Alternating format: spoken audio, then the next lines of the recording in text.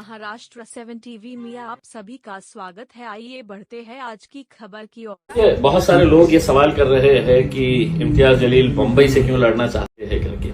मैं आज आपको उसकी वजह बताना चाहता हूं कि कुछ दिन पहले मुंबई के मीरा रोड के अंदर एक मैटर हुआ और वहां पर सिर्फ गुंडा राज कैसा होता है किसी राज्य के अंदर, पुलिस का इस्तेमाल, प्रशासन का इस्तेमाल, सरकार का इस्तेमाल करते हुए वहां पर और गरीब लोगों के जो दुकानें तोड़ी गई, जो 20-20 साल से 30-30 साल से वहां पर छोटा छोटा कारोबार कर रहे थे।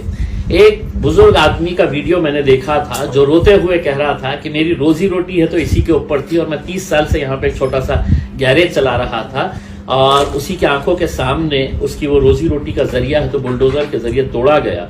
तो मेरे मन में एक सवाल आया था कि इतनी बेबसी क्यों है, क्या वजह है कि मुंबई जैसे इतने बड़े शहर के अंदर लोग आवाज उठाने के लिए तैयार नहीं है। वो नेता जो कांग्रेस के साथ जुड़े हुए हैं, जो अजीत दादा की एनसीपी के साथ जुड़े हुए हैं, जो शिवसेना के अंदर भी गए हुए हैं, वो नेताओं की बेबसी क्या थी कि वो लोग आवाज उठाने के लिए तक तैयार नहीं थे। मीरा रोड की उस घटना के ऊपर भाजपा के छोटे मोटे चिल्लर नेता आके वहां पर किस तरह की भाषा का इस्तेमाल कर रहे थे।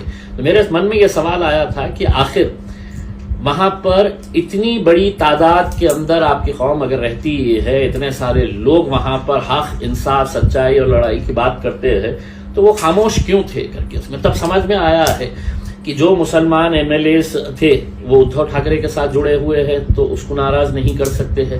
जो अजीत दादा के साथ जुड़े हुए हैं, वो एकनाथ शिंदे और भाजपा के साथ लगे हुए हैं तो वो उनको नाराज नहीं कर सकते हैं। तो बेहतर ये था कि खामोश बैठो करके।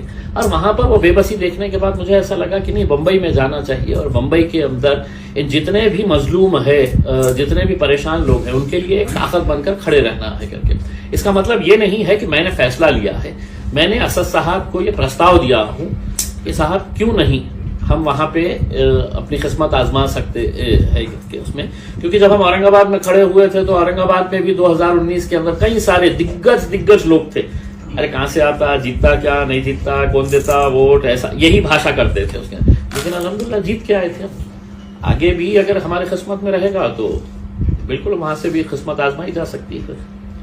सर, एमआईएम महाराष्ट्र में कितने जगह पे लोकसभा इलेक्शन लड़ेगी? देखिए, अब जो माहौल महाराष्ट्र के अंदर बनता जा रहा है उसे देखते हुए आप ये समझ लीजिएगा कि इलेक्शन का आए तक कितने नेता कहां पे उड़िया मारने वाले हैं, कहां पर कूदने वाले हैं, ये आप हर रोज देख रहे हैं उसमें।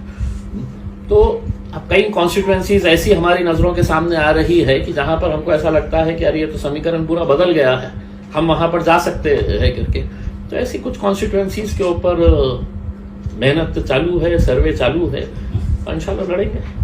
मुंबई का कौन सा मतदार संघ? देखिए, अभी मैंने कल के दिन मुंबई की पूरी टीम आई थी, उनके साथ चर्चा की।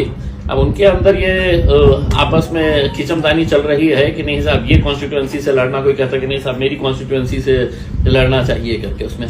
तो एक लोगों के अंदर एक इंटरेस्ट है, उनको भी मालूम है कि अगर वहां पर कोई मजलूमों की जो परेशान हाल है, जिनके ऊपर बुलडोजर चलाया जा रहा है, उनके लिए अगर कोई आवाज उठा सकता है तो वो सिर्फ एमआईएम उठा सकती है। इस वजह से उनके अंदर भी एक नया जोश उमंग पैदा हुआ है। लेकिन ये सब इस बात के ऊपर निर्भर करेगा कि बैरिस्टर असदुद्दीन अवैसी साहब क्या फैसला लेते हैं। अगर वो कहेंगे कि नहीं इम्तियाज औरंगाबाद से नहीं, तुमको नांदेड़ से लड़ना है, तुमको धुलिया से लड़ना है, मालेगांव से लड़ने का है, तो हम आ जाएंगे उसके।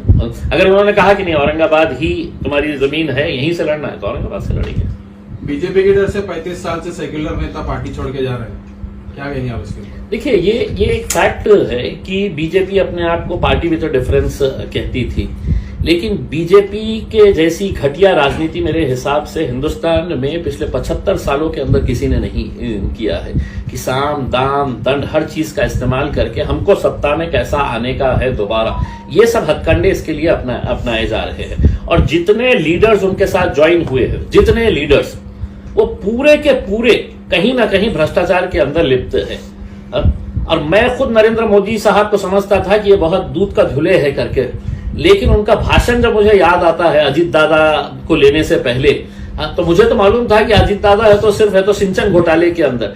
मोदी जी ने अपने भाषण के अंदर कहा था कि 70,000 करोड़ का घोटाला, सिंचन घोटाला, बैंक घोटाला, खनन घोटाला, ये मोदी जी के शब्द है। तब उन्होंने देश को बताया कि ये 70,000 करोड़ रुपए के घोटाले के अंदर ये है, और 4 दिन के बाद उनको बोले कि इधर आओ मेरे पास पार्टी के अंदर आते होंगे तो आ जाओ करके, ले लिए फौरन उनको।